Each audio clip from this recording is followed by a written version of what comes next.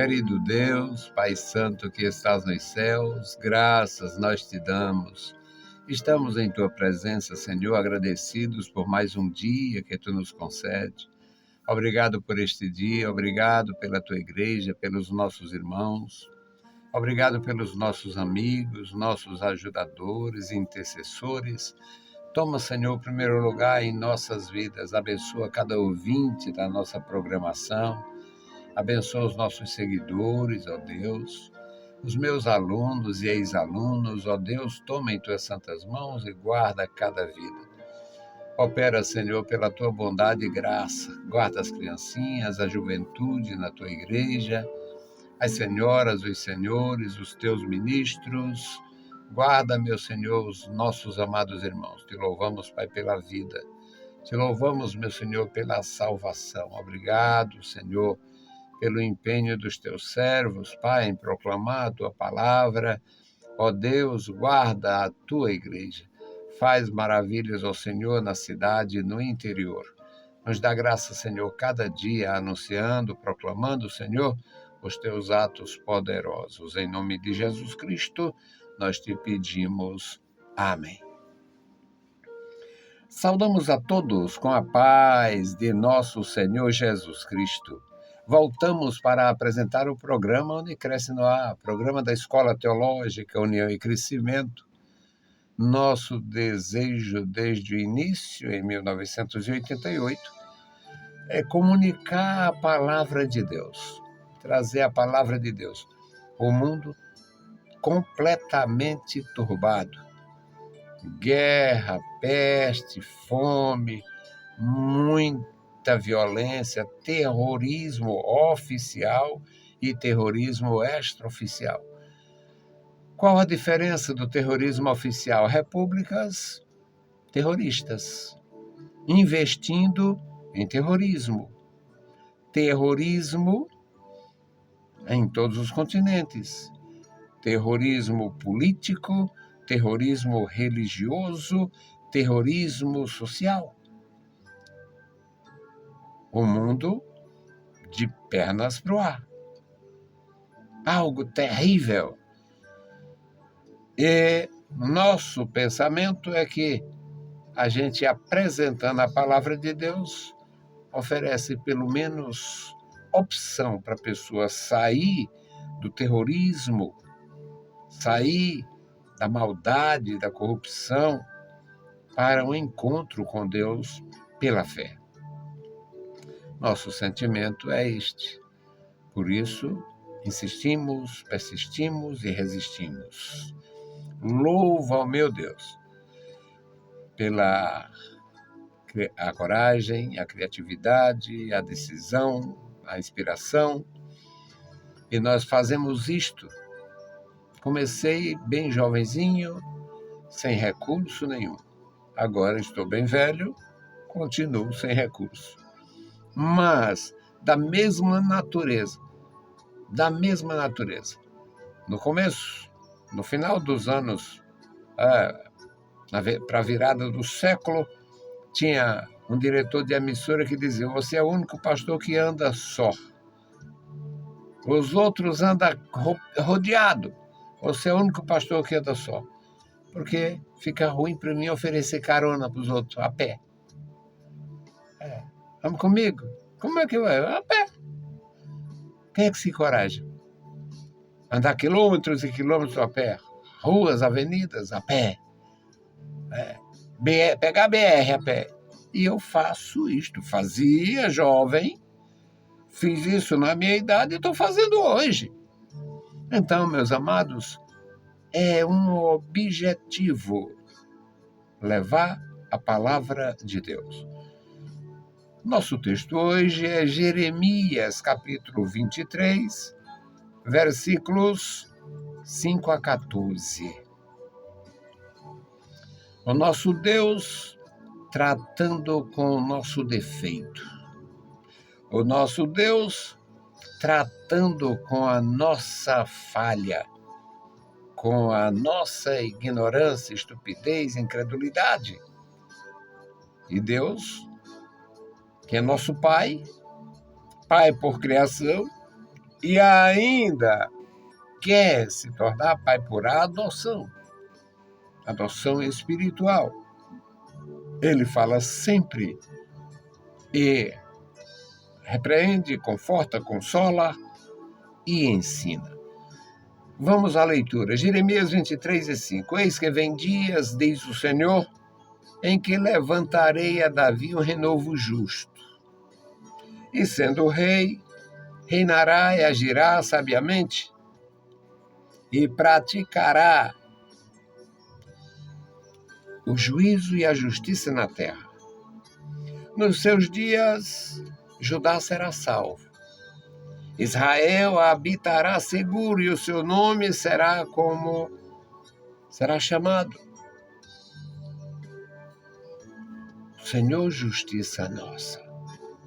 Portanto, eis que vem dias, diz o Senhor, que nunca mais se dirão, vive o Senhor que fez os filhos de Israel subir da terra do Egito. Mas dirão assim, vive o Senhor que fez subir e que trouxe a geração da casa de Israel da terra do norte e de todas as terras para onde os tinha arrojado, e habitarão na sua terra. Quanto aos profetas, já o meu coração está quebrantado dentro de mim. Todos os meus ossos estremecem. Sou como um homem embriagado, como um homem vencido do vinho, por causa do Senhor e por causa das suas santas palavras. Porque a terra está cheia de adúlteros, e a terra chora por causa da maldição. Os pastos do deserto se secam, porque a sua carreira é má e a sua força não é reta. Porque tanto o profeta como o sacerdote estão contaminados. Até na minha casa achei sua maldade, diz o Senhor. Portanto, o seu caminho lhe será como lugares escorregadios na escuridão. Serão empurrados e cairão nele, porque trarei sobre eles mal no ano da sua visitação, diz o Senhor. Nos profetas de Samaria eu vi loucura, profetizando por Baal, fazendo o meu povo Israel errar. Nos profetas de Jerusalém vejo uma coisa horrenda. Cometem adultérios, andam com falsidade, fortalecem as mãos dos malfeitores para que não se convertam da sua maldade. Eles têm se tornado para mim como Sodoma e os seus moradores como Gomorra. Bendito seja o nome santo do Senhor. Meus amados irmãos, o texto em si é uma denúncia, e esta denúncia não é contra feiticeiros propriamente dito, agoureiros, é contra os que são chamados pelo nome do Senhor. Isto se torna mais grave ainda do que o que se possa imaginar. Vamos orar. Querido Deus, Pai Santo que estás nos céus, nós te louvamos. Obrigado pela vida, pela salvação, pelo teu cuidado maravilhoso, pela tua bondade. Fala conosco, Senhor, nos dá graça no que fazemos, nos dá alegria, meu Senhor, na tua obra. Em nome de Jesus Cristo, nós te pedimos. Amém. Louvado seja o nome do Senhor. Começando a gripar, parece que tem, mas faz parte tanto do trabalho quanto do tempo. A mudança do tempo está me deixando um pouco irritado, a mucosa, mas faz parte. É assim que a gente vive, é assim que a gente também morre. Ninguém morre de sarado.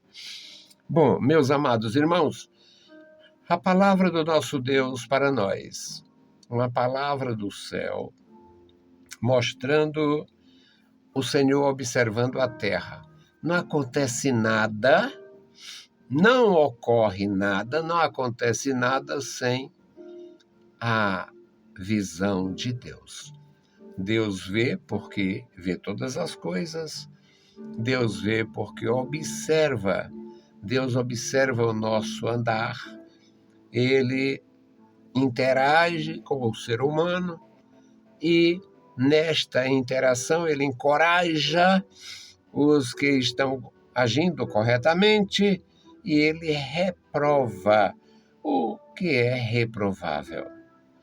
Nesse texto lido, meus amados, o Senhor fala sobre o futuro. Davi foi um menino, o último filho de uma família. Era o caçula do Jessé. Jessé vivia num pequeno lugar chamado Belém, vive ali, em Efrata, Belém, Efrata. E o Jessé foi um homem que teve temor, como a maioria dos hebreus, era instruído na palavra de Deus, nos preceitos, transmitido de geração em geração, e Deus, quando se proveu de um rei, enviou o seu profeta, Samuel, e naquela família e ungiu um rei. O Samuel, como é normal, na cultura e nos costumes dos homens, na cultura dos hebreus também, o filho primogênito era sucessor natural do pai. Isto em família, sem nenhuma questão política de ser rei, de ser... Não, era uma questão natural. Na família, o sucessor natural do pai, do genitor, era o filho primogênito. E o nosso Deus, na sua soberania, deu uma lição ao profeta quando ele chegou, quando ele esteve na casa de Jessé. Ele viu os filhos do Jessé, viu o primogênito, o segundo, o terceiro e tal, e Deus dizendo para ele: tenha calma, não é esse aí. Já era uma contrariedade, era uma forma contrariada de pensar, porque ele conhecia, era isto, e Deus não disse para ele. O que é maravilhoso em Deus é que Ele quer que você entenda. Ele quer que a gente busque, que a gente pergunte, que a gente cresça, que a gente aprenda, e não entregar mastigadinho. Deus é o melhor de todos os professores. Os grandes professores não dão tarefas prontas. Ele dá tarefa pontilhada.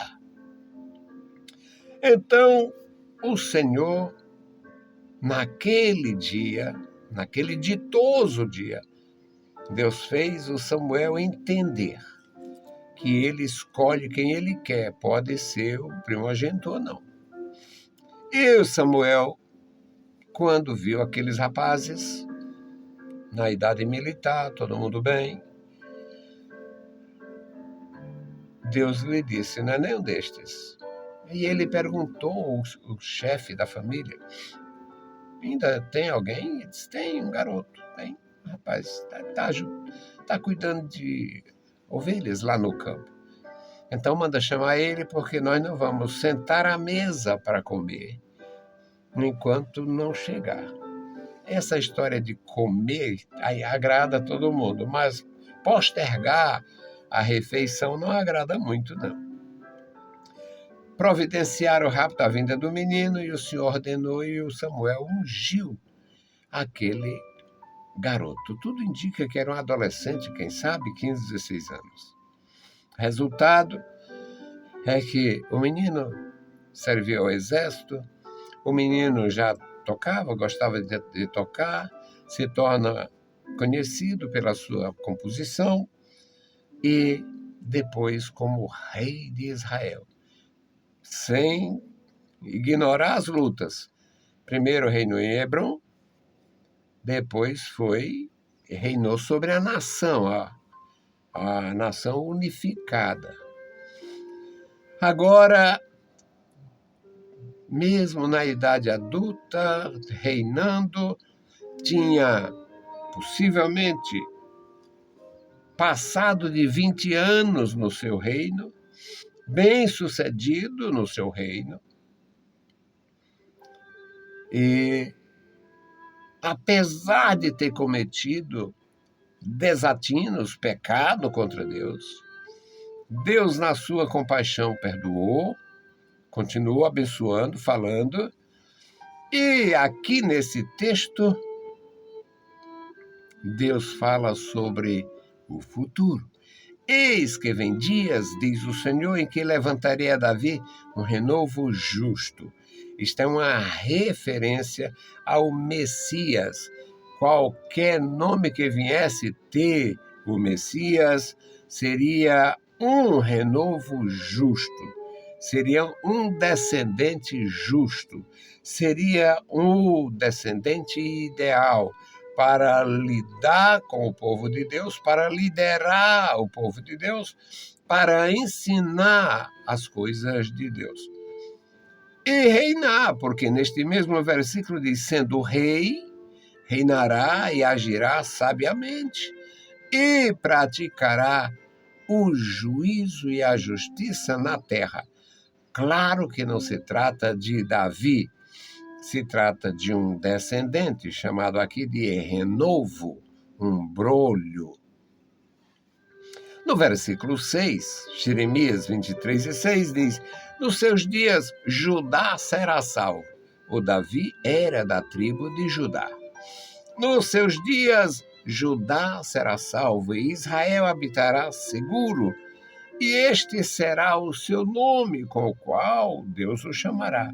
O Senhor, justiça nossa. Portanto, eis que vem dias, diz o Senhor, em que nunca mais se dirão, vive o Senhor que fez subir os filhos de Israel da terra do Egito.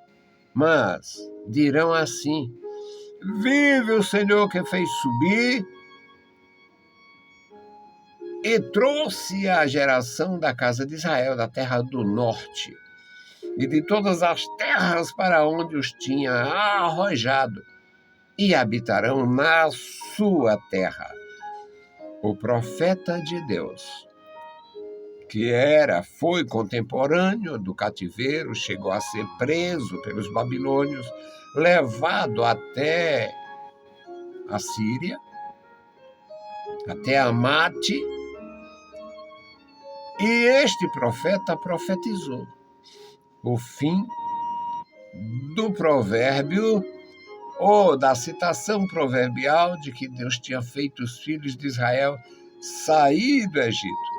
Então, a partir deste tempo, a referência seria o Deus que fez eles voltar do cativeiro, na terra do norte.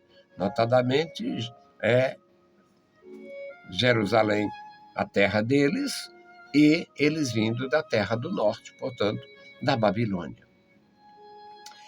E no versículo 9, o Senhor faz uma reprovação à religiosidade. Quanto aos profetas, já o meu coração está quebrantado dentro de mim. Todos os meus ossos estremecem, como um homem embriagado. É a descrição profética do efeito do vinho, o sujeito tremendo, estremecendo, né? Quem sabe ele descreva aqui, por inspiração divina, o chamado delirium tremendum, que é aquela reação quase desesperadora de alguém que está, digamos, um dependente de álcool que esteja sem o contato com o elemento, o objeto da sua dependência.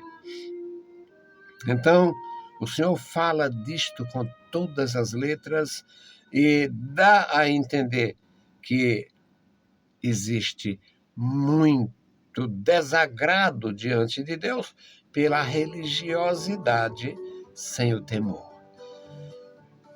Ele diz: a terra está cheia de adúlteros. O versículo 10. A terra está cheia de adúlteros e a terra sofre a maldição. A consequência da maldição sofrida na terra por causa dos adúlteros, dos inimigos, dos pecadores, é falta de pasto para os seus próprios animais. E as injustiças praticadas pelo homem, que não tem retidão. E a descrição é absolutamente clara e desagradável. No versículo 11, o profeta de Deus diz: porque tanto o profeta como o sacerdote são contaminados. Estão contaminados. Até na minha casa achei sua maldade. Era de se esperar que mesmo estes indivíduos, sendo pessoas precipitadas, pessoas não regeneradas, pessoas sem o devido respeito às coisas de Deus, às coisas sagradas, mas o pior era afrontar, digamos, a tenda da congregação, o Santo dos Santos, afrontar o Senhor e o seu culto. Porque a terra está cheia de adúlteros. O profeta faz o mal, o sacerdote faz o mal, a terra contaminada, a casa de Deus contaminada, a maldade dominando. Está aqui. No versículo 12, o profeta pelo Espírito continua e diz: portanto, o seu caminho lhe será como um lugar escorregadio. Eles seriam testados num caminho com escorregadio, onde não há firmeza. Eles seriam testados. Diz: será como lugares escorregadios na escuridão. Quem é que se firma quando o solo está deslizando e o sujeito não tem claridade? É a descrição que o profeta faz. O profeta Jeremias, o profeta de Deus, fazendo do profetismo a profecia encomendada, os que profetizam para aparecer, os que vendiam os serviços, porque é uma tragédia, mas a tragédia é da idade da humanidade. No versículo 13, o Senhor diz, faz uma descrição dos profetas falsos do Reino do Norte. Nos profetas de Samaria vi loucura. Os profetas dançando, chamando o nome de Baal e se ferindo com lanças, se ferindo com açoites. E o Senhor os descreve como uma loucura. Os profetas de Samaria praticam loucura, profetizando por Baal, fazendo o povo errar. E os profetas de Jerusalém, eu vi uma coisa horrenda. A descrição é de entristecer. Eles cometem adultérios, andam com falsidade, fortalecem as mãos dos malfeitores. Imagina você contratar alguém para mentir, perjurar e blasfemar, acusando o inocente. Jeremias mesmo foi vítima. Na época do Acabe, E da Jezabel, o Nabote foi vítima. A perversa Jezabel decretou um jejum. A finalidade era simular confissão de pecados e o sujeito ser contratado para dizer: olha, nós estamos sofrendo, nosso reino está sofrendo, porque aqui tem gente que profanou. Eu vi Nabote amaldiçoar a Deus e o rei. Era o que ela precisava, o que ela queria para matar o Nabote e tomar a sua propriedade. E o Senhor diz aqui: nos profetas de Samaria, eu vi a loucura. E nos profetas de Jerusalém, igualmente. Cometem adultérios, andam falsamente, andam na falsidade, encoraja os perversos nas suas perversidades, fazendo jurar falsamente, fazendo mentir, subornando alguém para fazer alguém perecer. Portanto, a descrição feita pelo Senhor Deus através de Jeremias, ela denuncia a tragédia que se aproximava em relação ao reino de Judá. Que Deus nos abençoe, nos guarde, nos ajude, nos ensine, nos dê coragem, sabedoria para viver a vida cristã, a vida espiritual, sabendo buscar o Senhor e a sua face. A nossa intercessão pelo memorial da oração, centenas de famílias, de nomes, de nossos ouvintes, nossos ajudadores e os que sempre estiveram conosco e os seus familiares que continuam. Bendito Senhor. Pai amado, Pai Santo que está nos céus, nós te louvamos, bendizemos, ó Deus, pela tua misericórdia estamos de pé. Agora, Senhor, suplicamos por estas famílias. Toma este memorial da oração em tuas santas mãos. Guarda cada família, tu conhece, ó Deus, a família, o histórico, os pais, os filhos, os descendentes. Tu conhece, meu Senhor, tu sabes os que estão firmados, andando na tua casa, na tua presença, e os que não estão firmados. Tu pode, meu Senhor, chamar a atenção, tu pode, Senhor, converter, tu pode, Senhor, transformar pelo teu grande poder e fazer maravilhas. Deus Todo-Poderoso, ouve as nossas petições. Em nome de Jesus Cristo, nós te pedimos. Amém. Meus queridos irmãos, a paz do Senhor. Se o Senhor permitir, a gente volta. Deus os abençoe. Leiam a Bíblia Sagrada e a graça de nosso Salvador repouse sobre vós. Amém.